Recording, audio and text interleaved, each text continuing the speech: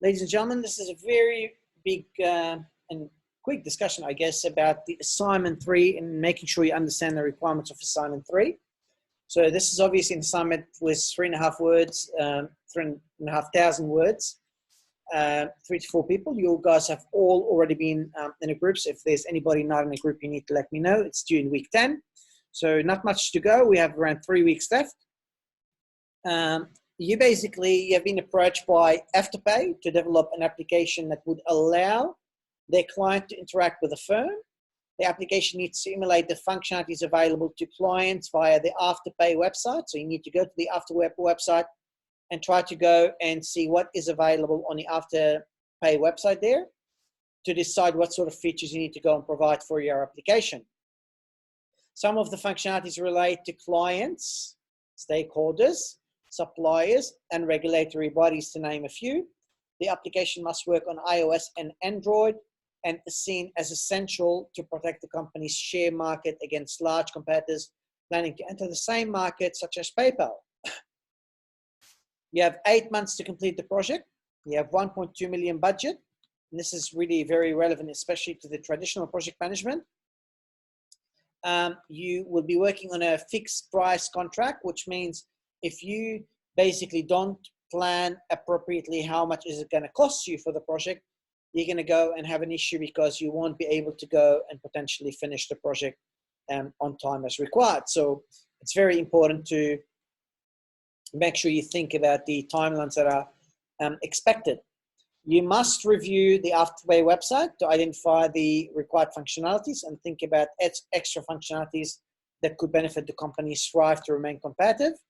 So the first part is you need to apply the PMBOK project management body of knowledge. So I need to see that you've created a charter, a project plan, a budget, a risk assessment. It's also important that you develop some documents using Microsoft Project. So I really encourage you to come down to KOI, go and access on the computer the free Microsoft Project that is available, and making sure that you're delivering a very quality planning that is done using the Microsoft Project tool, because that's really what a lot of people go and use in practice. That's really what I encourage you to go and really go and do.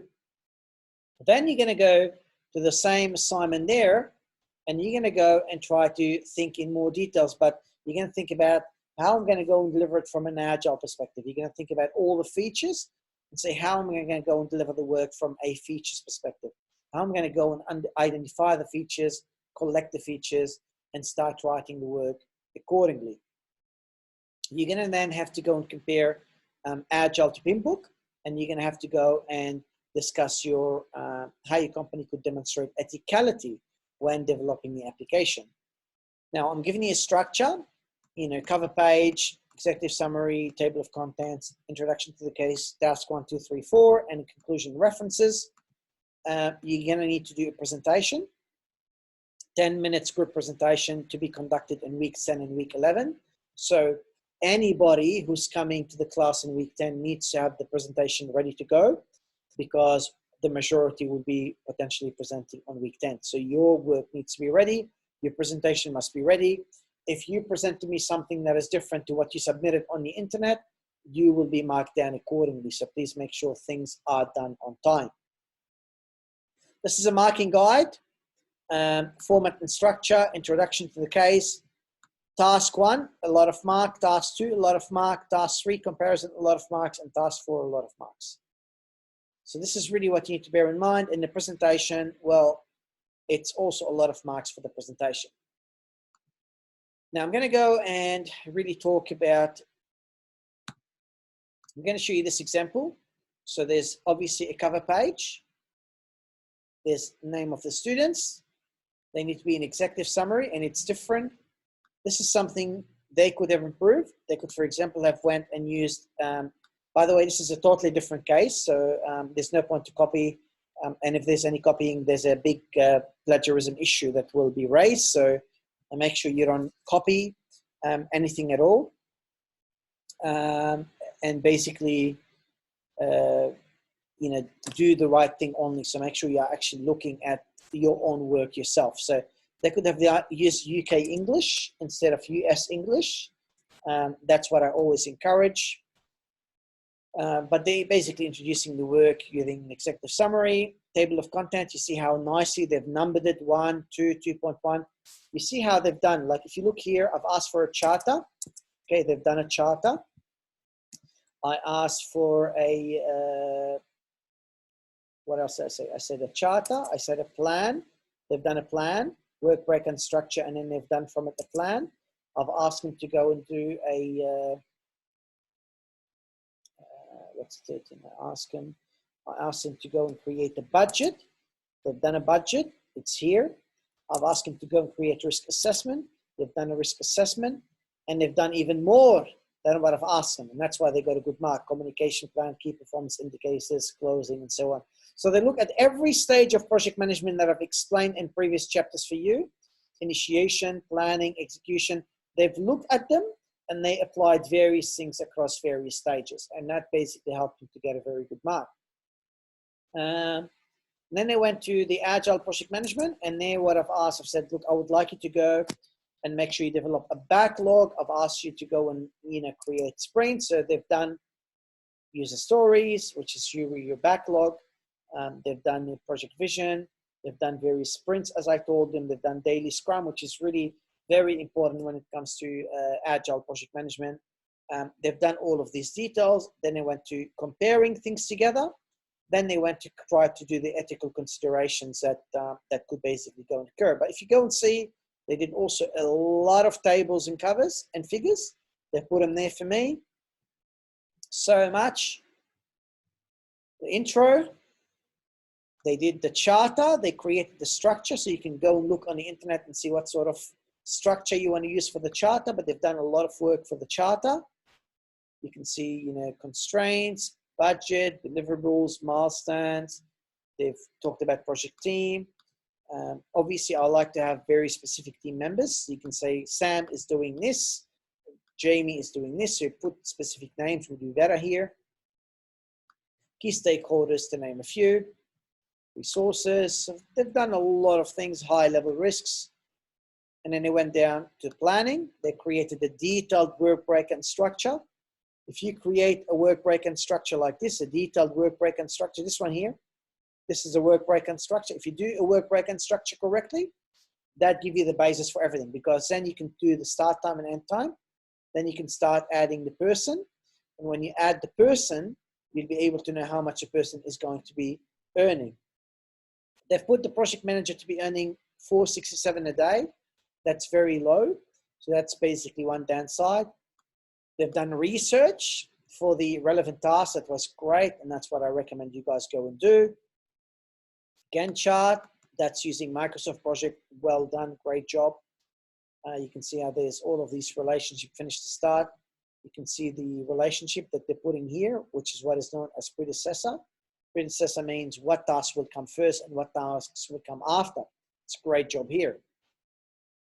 Because they've already added all of these costing here, estimated at completion, they could basically add extra fields such as budgeted at completion, because budgeted usually what you have before you start implementing the project. Estimated is what you do when you started implementing and things are not progressing well, or they're progressing well and you're monitoring how you're progressing comparing to your budget. So that's something you need to go and bear in mind. There's a Gantt chart, there's a project budget, which is basically the product owner, how much they're getting, the project manager. Very, very low rate to the project manager here. They get paid much more than that. Because their costing here per day, it's very low. Like, how could the project manager get paid, how could the project director only get paid $640? It's very, very low. Okay. So this is a bit different. So we need to try to think and make research for the salaries that you go and put, because I will look at that in very much details. Project tool budget, there's adding all of these details, referencing to show me that they've done research about the costing, expenses, what they are, personal budget. So you basically see they've done a budget, they've done a risk assessment. I don't like how it's done. It could be done much more detailed. It could be done, let's say, with severity, impact. It could be done by incorporating various colors to show the high issues with the low issues. We could show mitigation actions. There could have been improvement in the risk register. So there's going further, execution, communication plan. Okay, which one of these is a priority one? You could also highlight this by various colors. Okay, to discuss accomplishment, what's the goal? And of each team member to establish an action plan. So you basically have, all the communication, daily stand-up meeting, what's going to happen, project status report. They're basically talking, what are we going to communicate? How are we going to communicate? How often are we going to communicate? They're incorporating all of that information. Control, you have to monitor what you're doing at any point of time. And in closing, you're going to have to close the project and make sure you're learning from your actions. Now, in terms of the agile project management, it all starts by defining who the users are for your application. So you're going to go and think about, anyone else, if it's Afterpay, if it's Commonwealth, whoever it is, first thing you think, who is the user? You're going to name the users. You're going to define the users. Any users there are, name them and define them. After you do that, you're going to go and you're going to start writing the user story. How do you write it? Well, you have to write it in a certain manner. You're going to say, who is the person? Okay, super user, which is, you've defined them here as a super user. I want to create logins based on the type of volunteers. Okay, so that's what we want to do. I want to do this. Why? So that I'm able to create a login for the application. As a super user, I want to do this to achieve this. As a super user, I want to do this so that I can achieve this. That's what you need to write for all the user stories. And this is basically a lot of user stories, but that's what you can go and do yourself. As a super user, I want to create a login based on the type of volunteer or user type so that I can log in to the app. Okay, how do we verify that this is done? Okay, well, as a super user, I am able to access a form to create a login.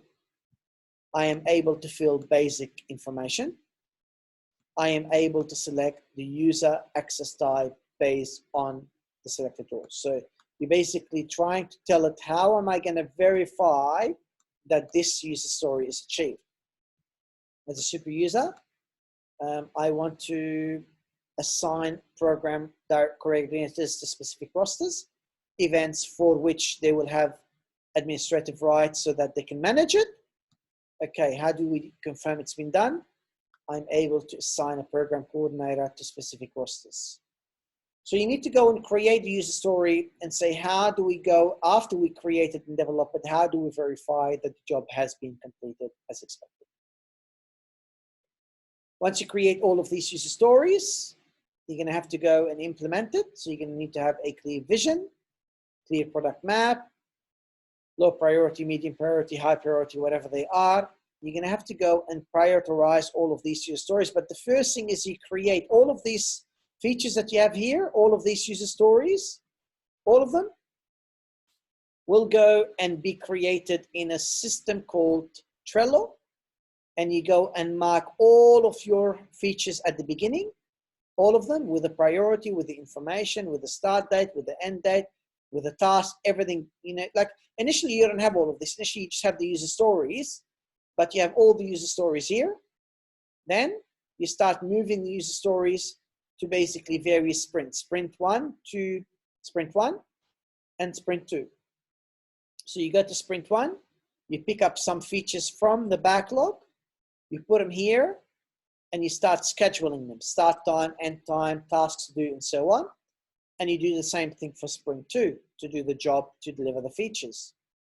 Then you basically show how, let's say we go and see, hey, user management, they click on that user management feature, and they go here and they start putting information, description, what it is. As a super user, I want to do this to be able to get an outcome. So that description is the same as the description that is here. You copy and paste that in the application. And then you start talking about, the priority, who's going to do it, date. You can add tasks. You can add acceptance criteria, able to access a form, able to fill the form. So where's that from? Well, let's go up here. They are able to access a form, able to fill the form, able to select. So you can see that same information basically being inserted in the actual user stories down here. You show me how the daily Scrum meeting, what it is and how it works. You show me how things move from a backlog to in progress to in review to finalization, or whatever stages you name here. But things move on. They become in progress. Everything become in progress. You show me some examples in review, and eventually you close it and you finish the task. Sprint review, that stage, what do we do in the sprint review? We show people what we've done. We get them to go and tell us what they think, if there's any problem with that work. Sprint retrospectives, it's about learning what we've done from our mistakes, and that happens at the end. How did we go? How did we work well? How did we not work well? And obviously you put all of these sprints, all of these tasks done, it's completed, the task is done. We then compare agile versus traditional. You can see how there's research being done. That's not enough research here. You can do much more, and you can do much more comparison, but at least they try to do some research. But you need to compare them, not give me that by itself and that by itself. I need the comparison, and that's what they haven't done well. They haven't really done very well in comparison. They did this by itself and this by itself. They haven't really compared it well. Ethical consideration, you need to share research. For example, ethics in software design issues, ethics in project management, conclusion, and they started all of these references, which they followed the right format of referencing. It's very important. And you go down and you need to give me a project reflection. You need to give me the name of each person. You need to give me in bullet points what people did. You need to give me a percentage of their contribution, because that percentage will let me judge whether you guys will get a full mark for that assignment like everybody else or not. And you need to put the tasks that people have done. This is communication. You show me using Slack software that you need to go and access how you communicate with each other. I've deleted all of this stuff, but you can see that there's a lot of communication and a lot of figures that they put. This is about a reflection. What could we have done? What could we have improved? That's basically comes to the end of that assignment. But you can see it's an extensive amount of work to go and do, and you need to do one part at a time. And I will basically start guiding you to go and do the first part. Now, before I get you to start asking any questions, I'm going to give you a break, and then we'll continue with more information, discussing the assignment more further and answering all of your questions. But have a break, have 10 minutes, and then we'll continue back in 10 minutes. So ladies and gentlemen, I'm resuming the recording now. I just showed you all the information relating to this first assignment that you need to go and actually work on. Is there any questions you guys have and you would like me to go and answer for you? Do you have any questions at all? Yes, sir. I just want to ask, like, is it on the number in the report that you show us? Is it the real number or the number that they think? What do you mean the real number? The mark? No. I mean the number, like the money of the manager, the price of the something like that. Is it the real number or? I think you're talking about. Yeah. So yeah, this thing. Are these numbers here? Yeah. Well, that's going to be the numbers you're going to go and get from your research. So you're going to have to go and you have to go and try to create a plan. So anything about the traditional project management, it works by going and actually creating a work breakdown structure.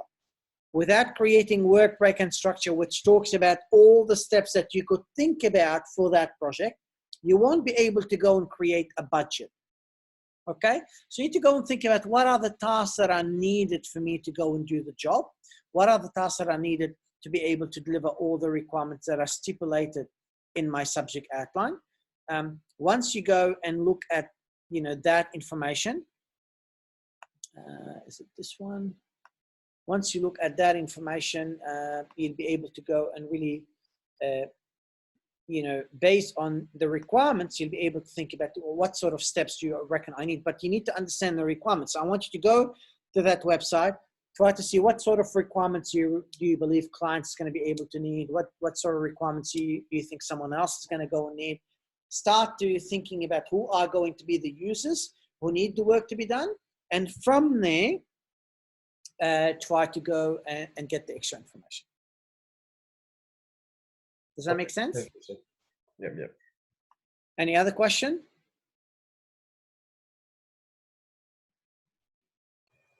Will you give the sample in Moodle, or is it just because that's a lot of information? Yeah, that's why it's on a recording. Look, I'm happy to upload. I'm happy to upload the sample for you. No problem. Okay. Yeah. Thank you very much. That's okay. Look, what I'll do is I'll do it now so that it's going to be available for you guys. Just give me 1 second.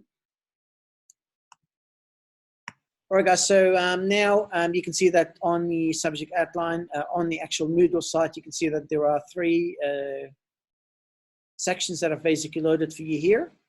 Next week, I'm going to go through this tool here, or this video, but I'm going to keep it hidden for now, because I want you to go and make sure you absorb the stuff that needs to be done. And as I start talking a bit further on the group assessment requirements, I'll be able to go and play this video and show you any of the extra information that you guys would need to go and know about. Do you have any other questions? Any questions at all? So what's the first task you need to do here to be able to go and really get the job? What do you need to do? How do you get the information? Where do you need to go as a first instance for this particular assignment? Anyone?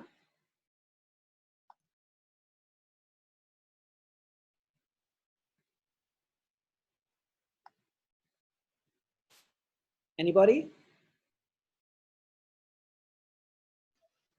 With library resources. Yeah, library resources is one of your very important places, especially for the research part of things. What else?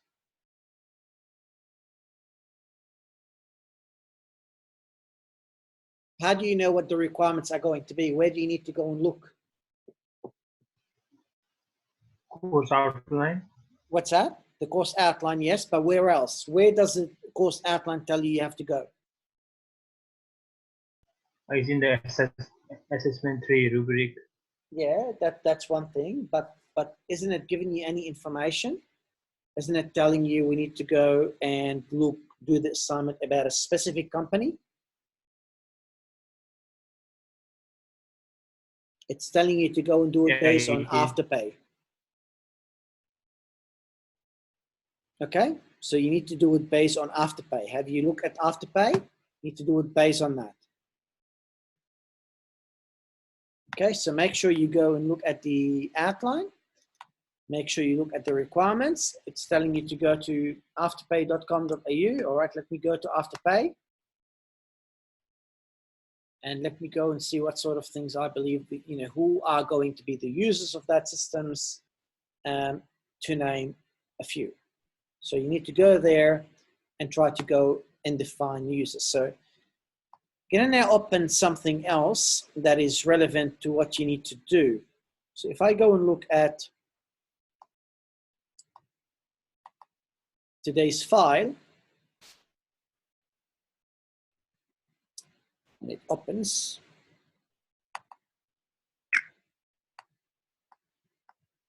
Allow.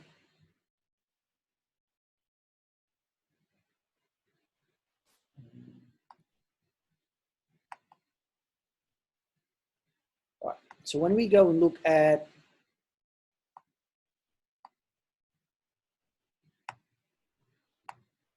today's tutorial, you were asked during the lecture to identify agile practices you can include in the assessment. During tutorials, you are required to link with your group on applying those practices. You know, if you are yet to work on the following, we need to do this. So to be able to do your agile assignment parts, the first thing you need to do, you need to identify who the users are.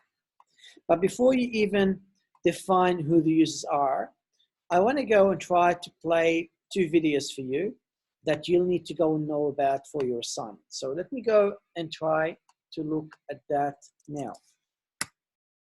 Okay, so let me do this first one. Introduction to Trello.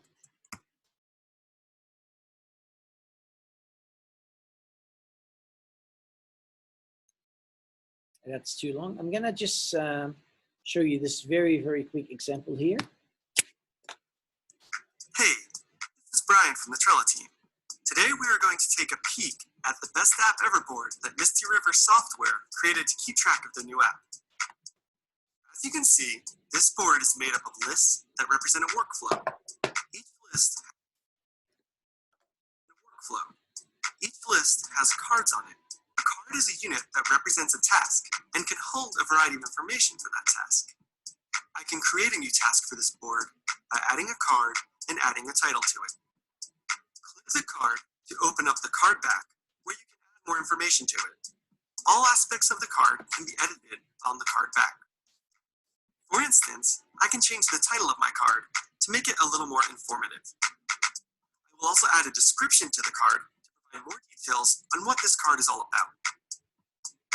Since this task has a few layers to it, I'll add a checklist to the card to create subtasks or steps. These are each represented as checklist items. I will then add a few members of my team to this card to assign them the task. Since Ben and Julie are fluent in these languages, I will add them. When board members are added to a card, they will receive a notification both within Trello and by email. Since we are on a deadline for this feature, I am going to add a due date to the card so that everyone knows this needs to get done before the beta version ships. Adding labels to your cards is a great way to add visual information for quick reference. Plus, you can filter your board by labels, which I will demonstrate later in the video. Commenting on cards is a convenient way to keep the conversation about a task centrally located. Mention a board member in a comment, and they will receive a notification. Also, since I want to stay on top of the progress of this card, I'm going to subscribe to it. This way, I will receive notifications for any actions that occur on the card. Oh, it looks like I forgot to add an important language for our localization feature. Better add to the card. As the task progresses from start to finish, cards can be moved across lists by clicking and dragging them to a different list. Of course, not all lists have to be a part of a workflow. Lists can act as repositories for ideas, documents, and resources. Now we are going to take a look at the board's sidebar. The members section of the sidebar displays all of the board members. The members with a blue icon on their avatar are the board admins, and they can set permissions for them. I can add new members to my board by clicking the Add Members button and then searching for them by either their username or email address. If I want to add someone to a board, I can enter their email address, and an invitation to sign up and collaborate on the board will be sent by email. Also, to make things easier, if your board is a part of an organization members will be suggested as potential board members. It's easy to add members to cards by dragging their avatar from the members section and dropping it onto a card. Next, the activity feed of the board shows all of the actions that have occurred on the board since the board was created. Finally, the board's menu is where you can find all of the board level settings and features. Board admins can set permissions to the board in additional settings. Most of these features are self-explanatory, but I want to quickly go over some of the more interesting and useful ones. Power-ups are board level features that you can enable to provide extra functionality. I'm not going to continue with all of these other ones because you're probably not going to be able to go and access all of the extra functionalities. But what I want to do is I'm going to go and just also do another one. So that's the other tools you would need to go and be using. Welcome to Slack, a channel-based messaging platform. Let's take a quick tour starting with the sidebar. You can use the sidebar to access the channels you choose to follow and see your direct messages. When a channel name is bold, it means you have unread messages in it. When you see a badge, someone has mentioned you and needs your attention. I think it stopped sharing. Just give me 1 second. Let me share again.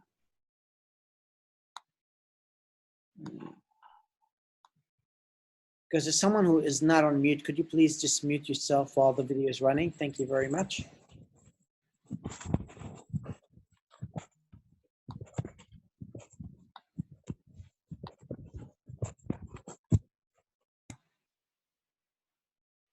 Tour starting with the sidebar.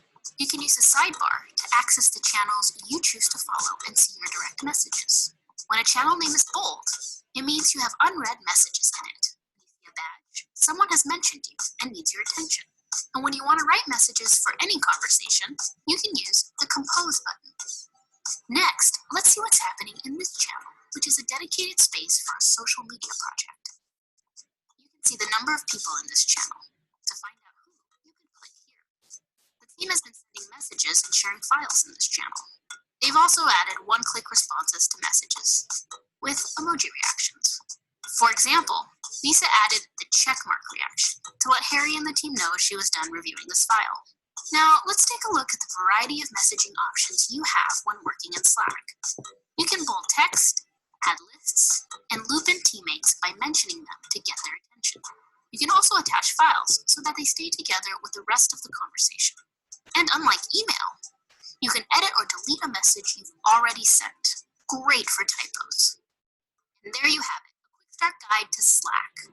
If you need help or more information about Slack, you can find it here. All right, guys. So these are tools that are going, that are very, very important for you to be able to go and create. So these are the tools. If I'm going to go and actually go back to the assignment that I've loaded for you on Moodle. I'm going to go and open that file for you now. You're going to see that these people, when they went to create, and I'm talking about the Agile project management, when they went to the Agile project management, and when they went and actually created these user stories, you can see that they use Trello. So all of this is on Trello. You're going to need to go and do the same thing on Trello, which I'll show you a video about next week in further details. And all of this communication, all of this, you can see this is Trello, all of this is on Trello, all of these stages, information, all of this is Trello. And then you can see that when they started talking about communication, you can see here, no, not here, sorry. You can see here all of these messages, all of these stuff, all of these are from Slack. So, they're basically doing all of this information here. There's a lot of Slack, but I actually removed them to kind of remove the names of the students. But that's exactly what you need to do in terms of Slack and Trello. And that's why what I want you to do now, this is really the next task I want you to do for today, is I want you to go to, let's close all of these things. I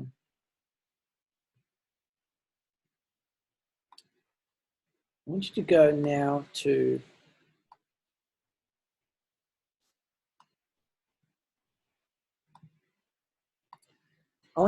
Slack, like make a Google, I think it's called Slack.com. Yep, so this is Slack.com, and I'm going to go here to Trello.com. Okay, so I want you to go to I want you to go to slack.com. I want you to go and create an account. You can name it group 1, group 2, whatever you would like to name it. And I would like you to then go and sign up for Slack, for Trello. Once you do, I want you to go and make sure you add each of your other group members to Slack and to Trello. And I would like you to start sending communication to them now. When, I would say the group leader should create the main login and should basically invite everybody to that board, either Slack or on Trello, but the group leader will go and actually create it. So what I want you to do, it could be, let's say, group 1, KOI, continue, for example. Okay, we couldn't find, that's fine. Create a new workspace. Group 1, group XXX, KOI, group smart KOI. Okay. Email address. I can't use the email addresses because I've already used them before. Like I